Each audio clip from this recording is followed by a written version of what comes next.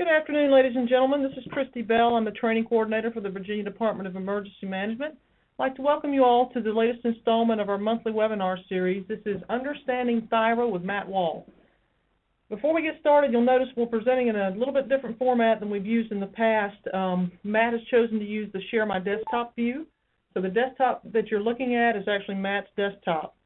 In order to see the list of participants in the chat box on your screen, you'll need to click on the drop-down menu in the middle of your screen at the top. Click on the participant and chat buttons, and then you can drag those anywhere on your screen that's convenient for you. Due to the number of callers, we'll be muting participant lines during the session. If you have questions during the presentation, please do ask them. We ask that you do so via the chat feature. Simply type them in and they'll be answered in the same format. If you'd rather ask your questions or make your comments verbally, we ask that you hold those until Matt takes a break for questions or until the end. I will ask you to raise your hand using the raise hand button located directly below the list of participants. I will then recognize you individually and ask that individual only to unmute their line using #6, and I'll remind you about that when we get to a spot for questions. At the end, there'll be an opportunity to provide feedback, to include suggestions for topics, and we would very much appreciate yours. The session will be recorded, and a link will be provided to all registered participants to view the recorded session. Now to introduce our presenter for today. Matt Wall retired after 26 years from the Richmond Fire Department as a captain in 2006. He joined the Mitigation team in 2007. Currently, Matt is the Hazard Mitigation Program Manager for Virginia. He has his master's degree in Urban and Regional Planning in 2008 from VCU and has been involved in the Virginia THIRA process since its inception in 2012. He's also married with 4 kids, 3 boys and a girl, and 1 grandson. Take it away, Matt. Hi. First, I'd like to thank everybody for attending. I do appreciate this. And I'll go through this. And as Christy said, I would appreciate, due to the format of this, if we could kind of hold the questions towards the end. I intend to address or give this a discussion about the THIRA with respect to how it works, where it came from, how it works, how the federal government is using it, how the Commonwealth is using it, and any potential updates that we're looking at. So without further ado, the THIRA background came about as a result of PPD 8, Presidential Policy Directive Number 8, signed on March 30th, 2011, which stated that the development of the National Preparedness Goal identifies core capabilities, a national preparedness system, a system to allow things to be able to track the progress, and to be able to build and improve capabilities necessary to prevent, protect, mitigate, respond to, and recover from those threats that pose the greatest risk to the security of our nation. Key here is that we look at not only the words that I've highlighted in that kind of burnt red, but also the idea of protect, mitigate, respond, recover, and to prevent. The THIRA background, as we continue, says that what it is that the ends that we wish to achieve is essentially the National Preparedness Goal. And the way in which we intend to achieve it is through the preparedness system, which is where the THIRA feeds in. The delivery is how we're going to do it using the National Planning System, with the reporting progress being the annual National Preparedness Report, which is a summation of all of the state preparedness reports, as well as those of federally recognized Indian tribes that are participating, as well as territories. The whole thing is designed to have a sustained engagement, to utilize the whole community concept, where everybody works together to build, to sustain, and where possible to be able to improve. Per the Comprehensive Preparedness Guide 201, there's a 4-step process in the THIRA activities, or in the development of the THIRA. And the first step is to identify threats and hazards of concern. The second step is to give those identified threats and hazards context. What is it that makes them important to your jurisdiction? The third step is to establish capability targets. What is it that you actually wish to be able to achieve in those mission-critical areas that were discussed? The response, recover, mitigate, protect, prevent.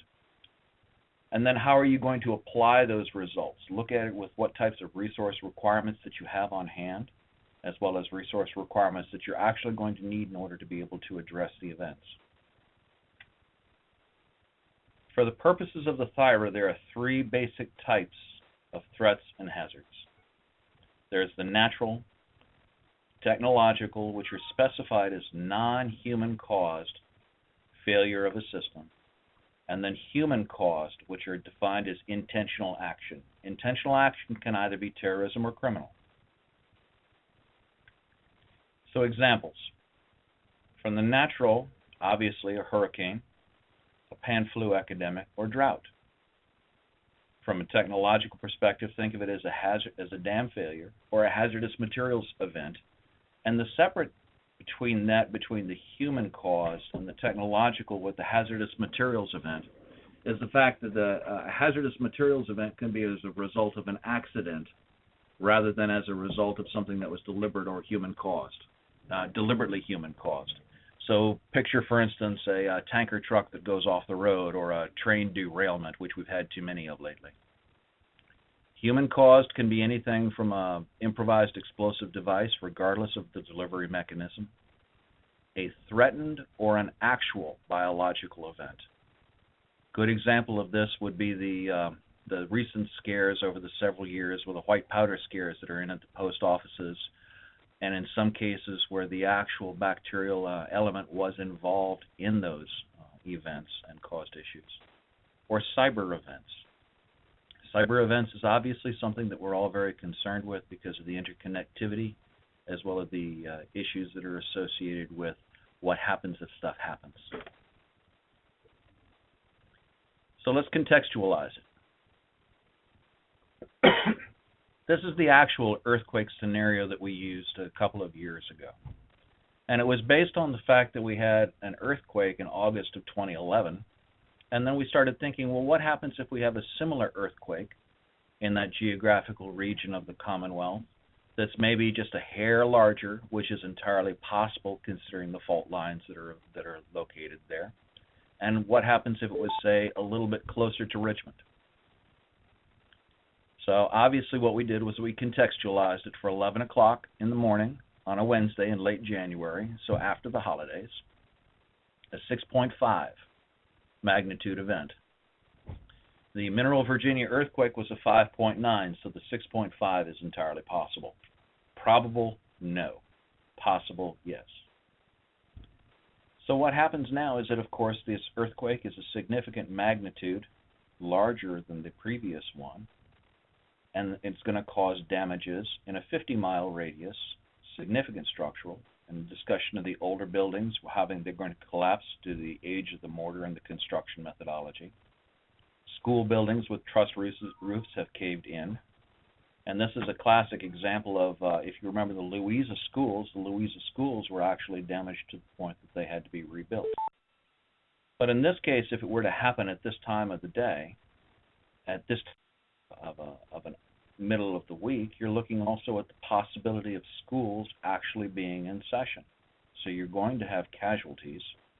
You're going to have issues that are associated with living facilities in at least one hospital. You're also going to have loss of sheltering requirements because, sometimes schools are used to shelter, so you're going to have immediate sheltering needs. You're going to have loss of water systems because of the ruptures within the main lines, as well as the loss of private water systems because of the shaking and the liquefaction that goes on to the ground. So what is it that you're going to do? And this is an example of how they contextualize the hazard for what may happen as a result of an event. And so you go through and you say, what are the scenarios and what are the issues we need? So what is it that we're going to need? And that gets into the core capabilities.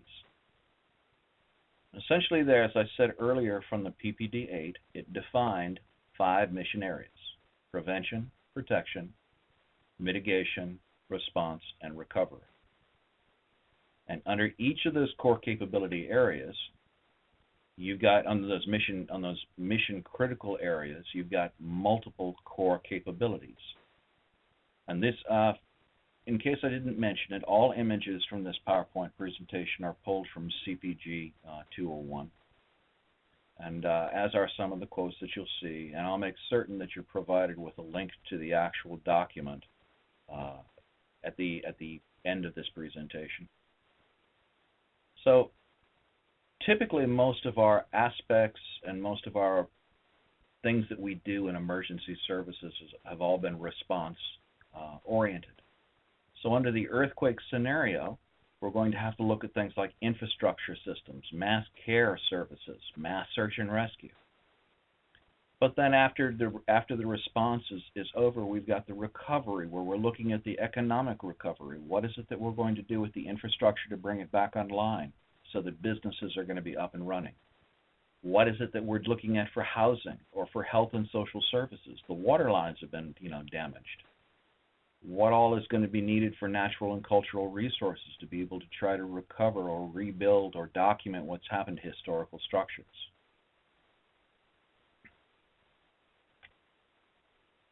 So under the identify what it is you're doing is that you're looking at the threats and hazards of concern based on a combination of expertise, forecasting, subject matter expertise, and other available resources such as documentation or studies, or in Virginia's case, as is the case of most states, for the natural events, we significantly used the State Hazard Mitigation Plan because that provides a historical record of presidentially declared disasters as well as major events that have occurred. Identifying the list of threats and hazards of primary concern. We discussed the contextualization with the presentation of the earthquake example, where we took the earthquake, which we know had historically occurred in August of 2011, and then contextualized it as if it were just a little bit higher, because we know that that's going to already exceed the state capacity for response and state capacity for any other category or mission critical area. Under each capacity, you work to identify and assess each threat to create a specific capability target. So if we go back to the individual capabilities here, what is it that we want to be able to do for mass care services or mass search and rescue or risk and disaster resilience assessment, economic recovery? What are appropriate measures for success? And again, these have to be specific, and usually your measures for success fall under the category of numbers, which will include things such as time, amount of effort, percentage of recovery, percentage of activity. So as an example, a core capability target of success for a planning core capability, obviously it has to be successful, because otherwise it's not simply a success. Successful implementation as appropriate for the event for all plans and annexes. You need to be able to monitor to show that you're able to demonstrate this and document the results. And where required, provide a review of after-action reports. Since there's no specific number associated with this, the presumption is that it's 100% of the time. If there's a failure of the plans and the processes that are in place, then that would obviously be documented so that changes could be made to be specific to that type of an event or the resource requirement or the action that was being taken. Clearly, implementation time frame will be driven by the event. In the case of the earthquake, it's like, goodness gracious, all of a sudden it happened, now we're putting it into implementation right now. Whereas in the case of a hurricane, you're saying we have 3 days pre-landfall.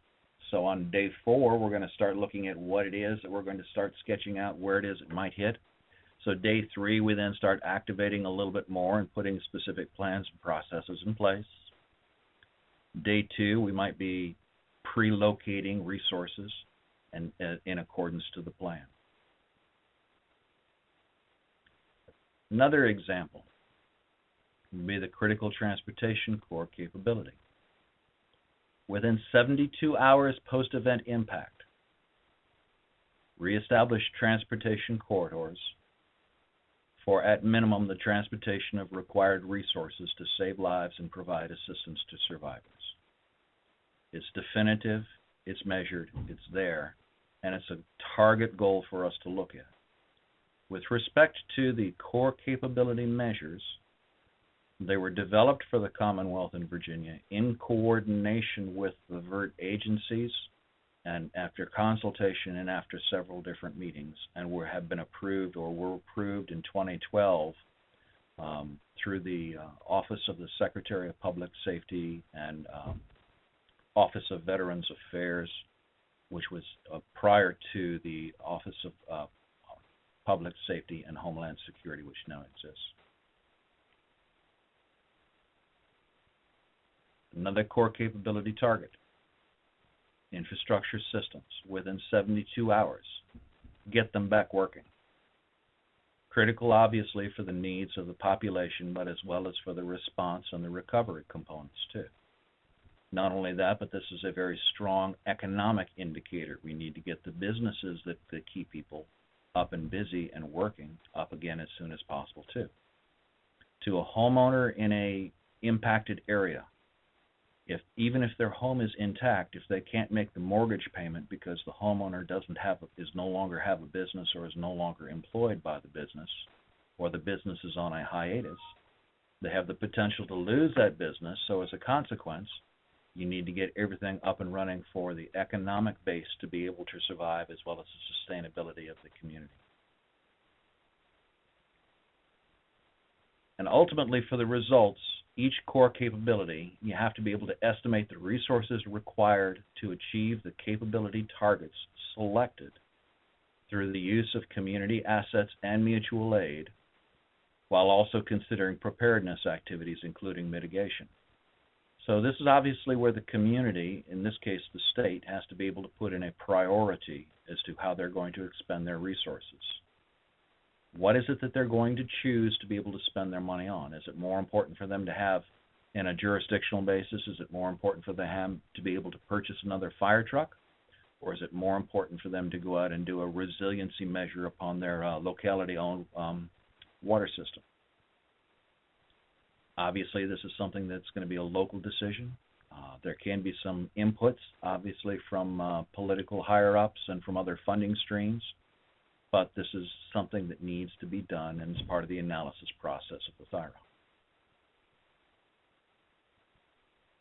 For the THIRA and the State Preparedness Report, that's what the SPR stands for, we look at it from the perspective of a state capability target is evaluated from the state and should not consider federal assistance. And there's a typo there. We can consider mutual aid from other states, but we cannot consider federal mutual aid with respect, or federal assistance. So that, and it should read that it could include assistance from other states. I'll make sure that typo is corrected. It's understood that 100% capacity for every capability cannot happen, but how close to that 100% do you want to get? So for example, if you have an absolutely disastrous hurricane that comes in, impacts the Hampton Roads region of Virginia and sweeps up the coast, you have the potential for several 100,000 people to be unhomed due to storm surge and the damaging of the structures. Kind of like as if we had something like Sandy that occurred to Virginia. What is the capacity that we wish to have as a state with respect to long-term housing or long-term shelter? Do we want to say 15,000 people? We want to say 90,000 people? And even if we say 100,000 people, that's not going to cover the several 100,000 people that might be unhomed. However, knowing what the state capability is provides us with the measure in this type of an event to be able to say where it is that we wish to be at. So our state capability target is where it is we wish to be at, and the capability, let's say for that 100,000 that we want to be at, and these are just random numbers, don't take this for any type of granted or any type of inside political perspective, because it's not. If the state capability target is to be able to house 100,000 people in a long-term shelter, and our current state capability is 30,000 people, then obviously the gap that the state wishes to address through mutual aid, through building shelters, through identifying resources or whatever mechanism it can find, would be 70,000 people. So in essence, what you're doing is that you're using the threat hazard identification and risk assessment document and process to be able to look at your core capabilities in those mission areas, the desired level of what it is you wish to be at, the current capacity that you have to be able to say, all right, what we want now is we have a gap here. And that's part of the gap analysis that's within the process of this. This slide I stole from Brett Burdick, who used it at a coordinator's briefing. And frankly, what it shows is it says the maximum possible hazard given the actual conditions that a hazard can generate. So an example, if we go back to the hurricane might be a Category 5 that impacts Virginia. And that's the maximum possible hazard. And the reason it's the maximum is because it doesn't get classified any higher than that. However, it's never happened to, and it's not likely to happen, but it is possible. So we say, what is the maximum probable impact? Well, the maximum probable impact we're going to say is probably a Category 3. So we're going to use the Category 3 as the maximum probable impact because we've experienced this in the past, and because it's got a return period of less than 1,000 years, or it has a higher probability of more than 1 in 1,000. And so anytime that you're using, by the way, anytime you're using a predictive modeling, it should be based on best available data and not just scientific crazy guess. So you're using the THIRA when you're generating your scenarios, but you're also using the historical information that's available to be able to generate the scenarios with the measures of accuracy. This means that when we go through the scenarios as a locality basis, but also on the state basis, there should take into some consideration the historical impacts, any studies that have been made, previous occurrences that would tend to indicate that this type of an event is going to occur more often, or recent occurrences that may have changed the risk for a community. So, for instance, if you have a community that is very close to the coast, and the last time that they had a Category 2 hurricane hit that community, they had a population of 1,000 people. But now they've got a population of 30,000 people and have increased the amount of impervious surface, then we understand that the same exact event is going to have a more significant impact upon that community, not just because of the population increase, but also because of the construction that's going on.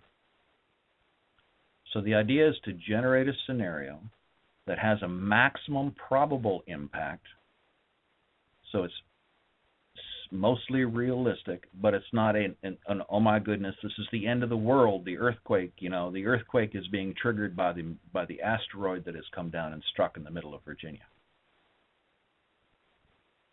I need to also point out that the determination of a state capability target is a policy issue, and that's as it would be within a locality. It is a determination made by using the targeted and contextualized hazards based upon the decision by the policymakers as to where they wish to have their resources focused on in order to overcome any gaps within the systems that they have in place in any of the mission critical areas.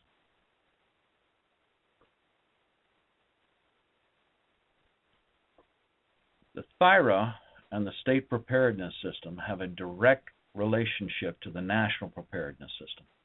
Again, we discussed the whole community perspective and the core capabilities, and then they're all implemented using the National Incident Management System. Step one was identifying and assessing the risk, or identifying and then contextualizing it as assessing the risk.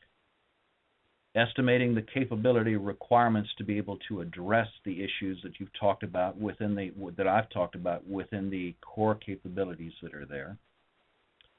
How is it that you're going to build and sustain those capabilities? What resources are going to be delivered? What agendas are going to be done? What type of public outreach is there?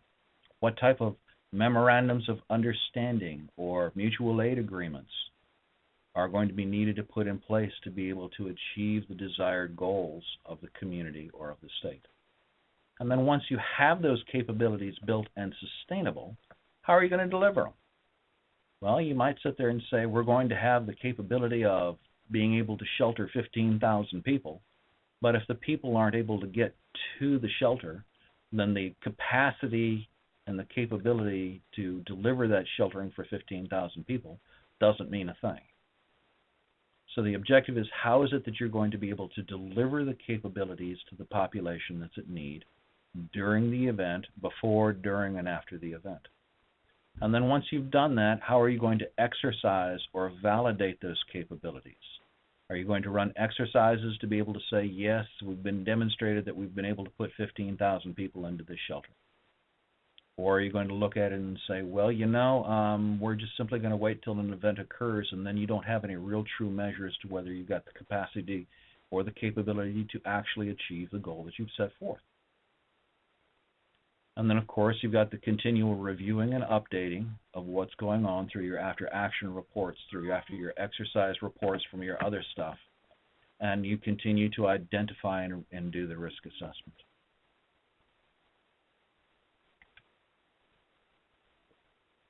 These next slides are drawn from information that came as a result of multiple discussions with FEMA Region 3 and FEMA headquarters, and presentations that they provided. I've boiled down a lot of their information and put it into a couple of slides to be able to say, this is what we have. Under the national preparedness, the regions are using all of the state THIRAs to inform a regional THIRA document. And then the regional THIRA documents are going to FEMA headquarters in D.C., where they sit down and they say, okay, what we have here is that we've got bits and pieces. We have the potential to be able to say, these are the threats that these areas are looking at. They're shared. So, for instance, Maryland, D.C., and Virginia all share a concern of what would happen if a hurricane comes in. Or they all share a concern of what would be a significant winter event. So that allows FEMA headquarters and FEMA Region 3 to be able to say, let's start gearing our planning and our training and start identifying resources to be able to meet or to be able to assist in meeting some of the gaps that have been identified. And they do this by sharing the THIRA and the state preparedness information with their internal FEMA staff and other federal partners to help guide their outreach and projects. So they could actually share it with other federal partners such as HUD, or with the U.S. Army Corps, or with the Small Business Administration, or with any other entity that could potentially be involved within an event that would occur. An ongoing process by FEMA headquarters and by FEMA Region 3 is to review the THIRA and SPR processes to determine if or what changes should be made for the next iteration. And I need to point out that the last iteration went in on December 31st of this year. An after-action survey has already been completed, or an after-action report has already been completed, and they're in the process of analyzing this right now to see what recommendations they're going to be able to make for the next iteration of the THIRA, which will be due to FEMA no later than December 31st of 2015.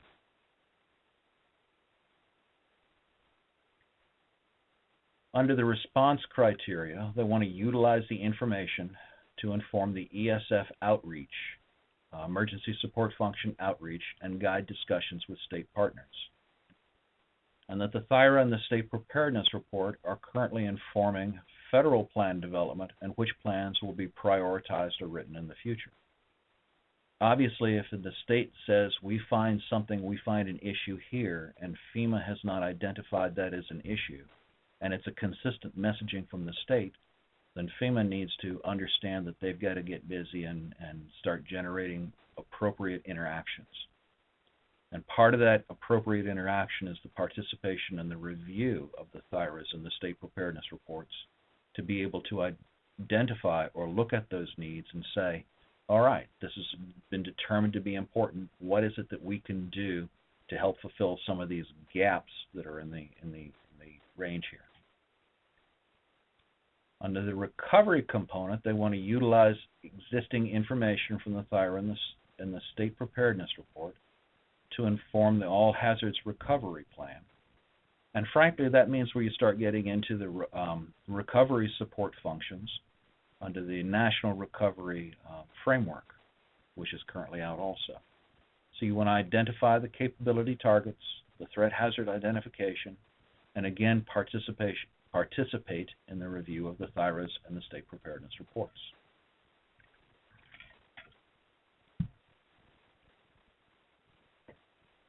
Mitigation, they want to compare the HIRA and the THIRA to what they have to say. And the THIRA comes into play here because now we're looking at the identification of the HIRA as the State Hazard Mitigation Plan, and the THIRA is here. But in the hazard identification and risk analysis, it's critical because that's where a lot of the historical information for the hazards component of the THIRA comes in. They want to make sure that what we're doing is that we're using a valid descriptives, and they want to make sure that we're using valid resources to be able to support the threats and the hazards that we've identified within the THIRA. Then based on that, they want to look at the state preparedness report results to be able to drive some outreach. At what capacity or what percentage of capacity, in what areas are you missing or do you have resource needs that the state or that the jurisdiction does not wish, or the UASI does not wish to be able to fulfill? So where is it that the federal government can step up to be able to be of a successful partner? And again, they wish to participate in the review of the THIRAs and the state preparedness reports. This goes on after the submission, prior to the submission of the regional THIRA to FEMA headquarters. It's key, and I've said this before in previous presentations, but this is now coming to more and more fruition. It came about originally that the jurisdiction had to have an accepted and approved THIRA in order to be eligible for DHS grants overall. Well, now they're looking at the THIRA and the state preparedness report versus the federal investment justifications versus the local request for the investment justifications for EMPG, to be able to say these are the reasons why we want this to be able to fulfill this gap. And then headquarters, FEMA headquarters, is starting a pilot project to be able to look at the Homeland Security Program grant project and the state preparedness report to be able to say, all right, you've said that you wanted to be able to fulfill this gap, so have you closed that gap over the last year? Did you use the money to actually address the priority that you identified within your THIRA, or the gap that you identified within your THIRA and within your state preparedness report? I will point out that FEMA did say, and I quote, everything is just guidance at this point, which means they're still in the process of being able to identify what measures they're going to be using for the pilot project to look at the federal funding justification for the Homeland Security grants that are being put out. That's a very critical point. Overall, for states and territories, the THIRA informs preparedness reports. It helps to develop the Homeland Security strategies, allows the states to collect information on targets, and I highlighted this in red because this will bleed into the state actions that are going on now.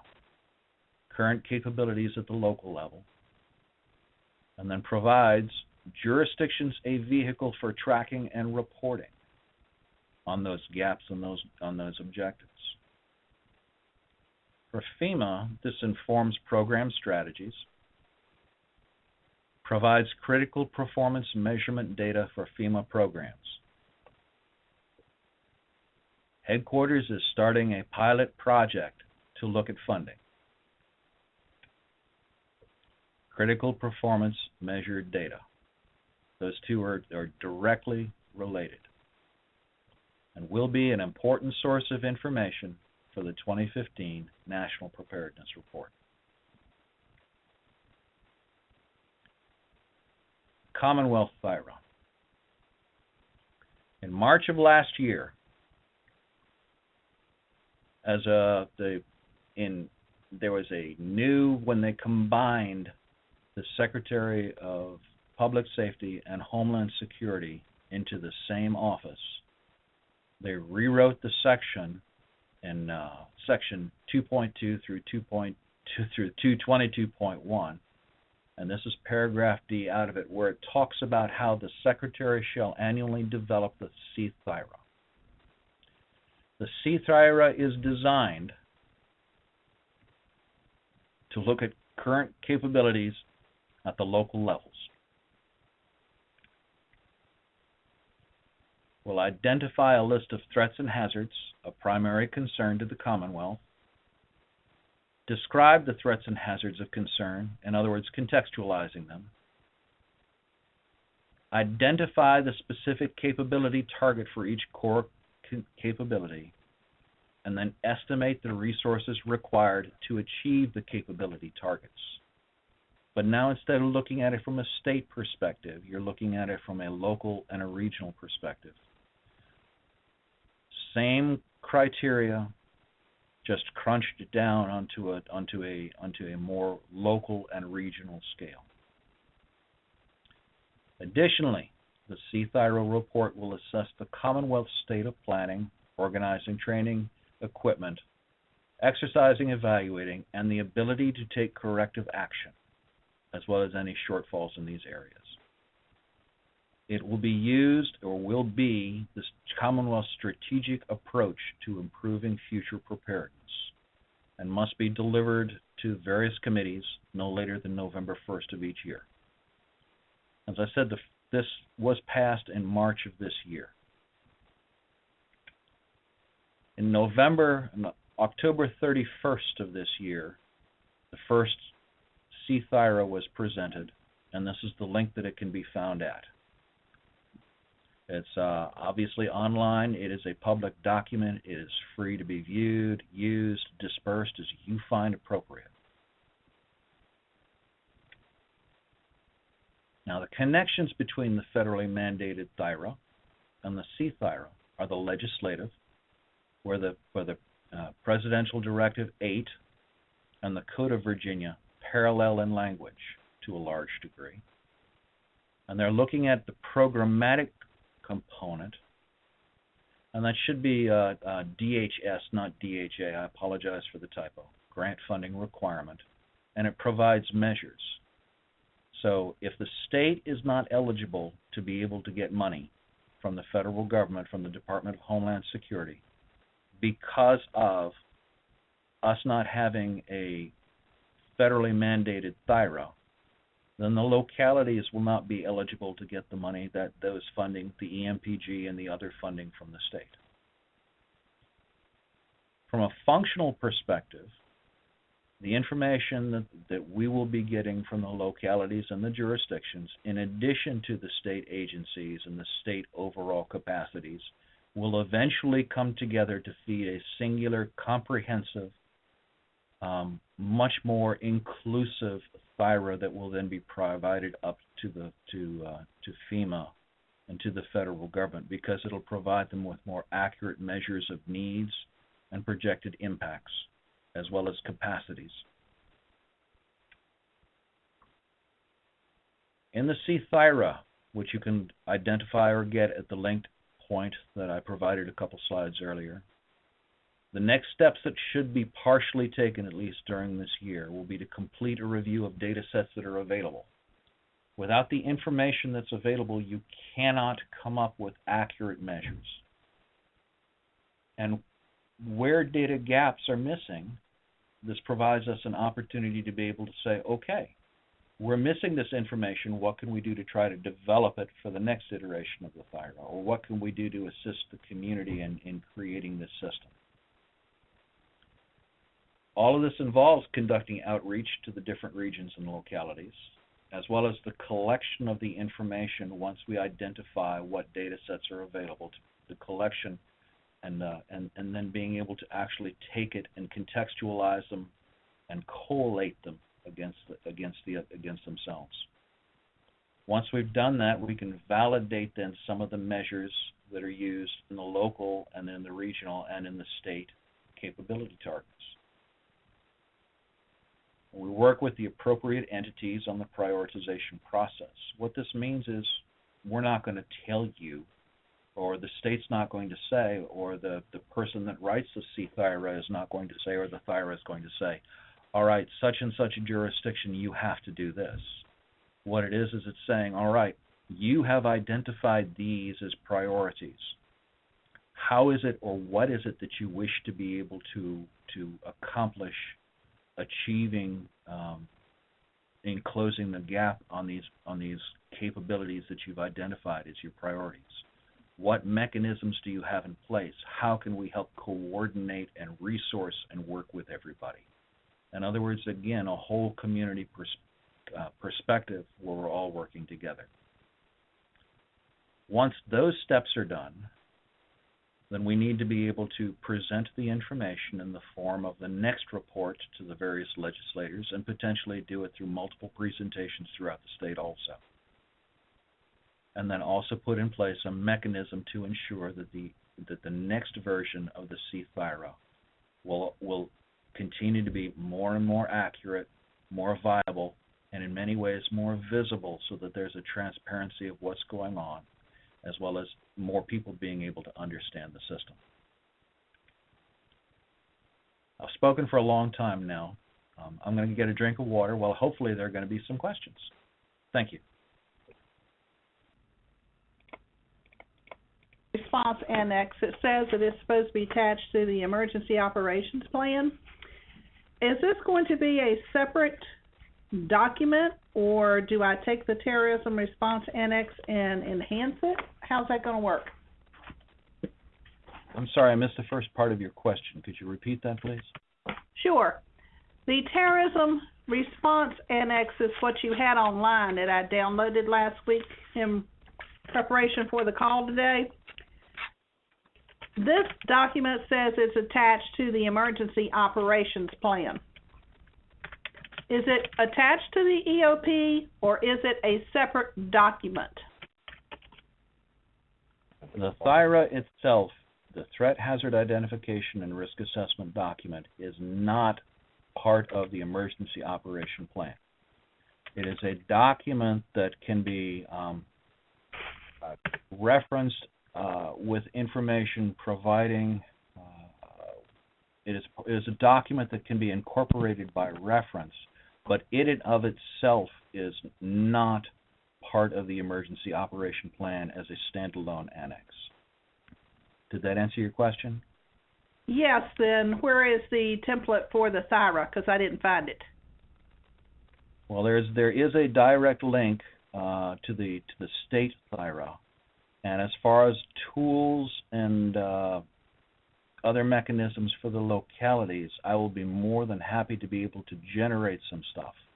With respect to the THIRA, last year's was the first iteration, and it was the development and the recognition that it had to be done, and it was also the generation of the originating report. And part of the development of the THIRA process for the state will be the creation of templates and other information. They do not currently exist yet, but they're in the process of being developed to be able to be distributed. Okay. Thank you. Matt, we had another question. I sent it to you.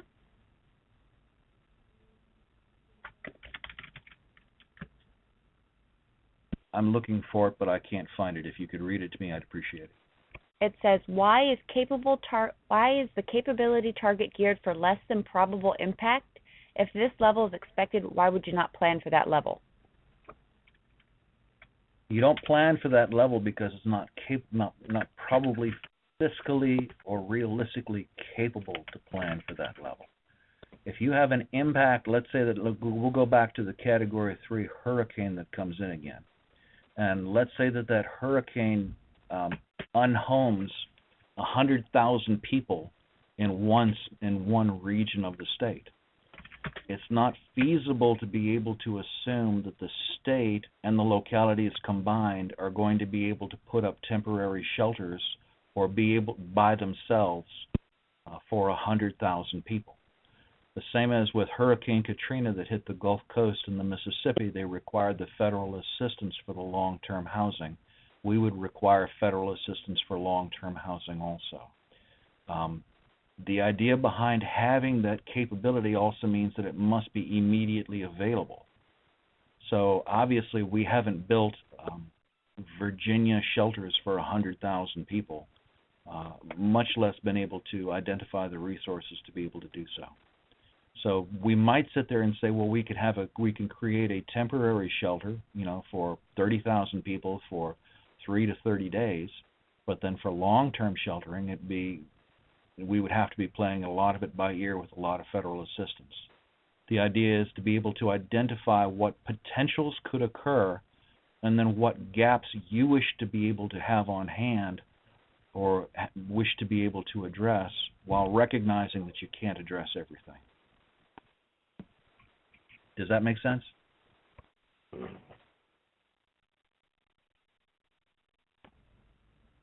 I think it does. Does anyone else have any other questions? And if you could, before you leave today, please fill out the participant feedback survey. The link is posted in the chat window. Matt, thank you so much for presenting today. We really appreciate it. And everyone, thank you for attending. You're very welcome. I'll go back and I'll correct the typos on the original slides, and I'll also add an additional slide that shows a link to the CPG 201 and the federal document, just to make it easy for anybody that participated to find stuff. Awesome. Thank you, Matt. And everyone, this recording will be posted in about a week along with the presentation, so you can access it then. Thank you so much.